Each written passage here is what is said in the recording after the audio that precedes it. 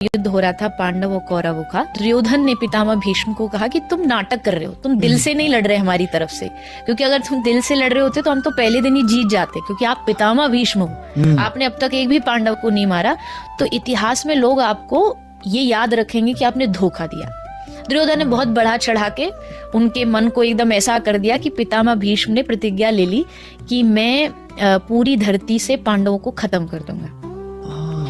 और उसके बाद कहा कि अब मैं अस्त्र उठाऊंगा कल जाकर के और अर्जुन को मारूंगा सबसे पहले, और उसके साथ जो बैठा है आगे वो रथ चलाने वाला जो सारी रणनीतियां बनाता है उसकी प्रतिज्ञा को तोड़ूंगा, जो कहता है कि भाई मैं अस्त्र नहीं उठाऊंगा, मैं पितामह कल उससे अस्त्र उठवा के रहूंगा। तो ऐसा कह के अगले दिन पितामह भीष्म गए, युद्ध भूमि में पहुंचे और आज अलग ही फॉर्म में थे वो।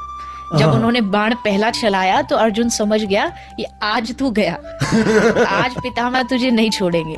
उसने पितामह ने इतने बाण चलाए कि अर्जुन के बाजू का जो होता है क्षत्रियों का कवच होता है वो टूट गया, मुकुट गिर गया, यहाँ तक कि ध्वजा गिर गई।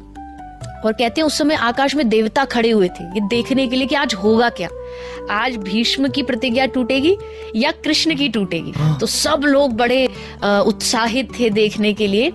और तब जब कृष्ण ने देखा कि अर्जुन का सब कुछ खत्म हो रहा है और अब बाणों पे बाण, शरीर में खून रक्त बह रहा है, तो कृष्ण कूदे रथ से, उन्होंने रथ का पहिया उठाया और पहिया उठा के पितामह भीष्म की ओर बड़े क्रोध में दौड़े। ऐसे दौड़े कहते पीताम्बर गिर गया ठाकुर जी का, मुकुट टेढ़ा हो गया, मतलब आज छोड़ेंगे नहीं पितामह भीष्म को, ऐसे आवेश में ठाकुर जी भागे।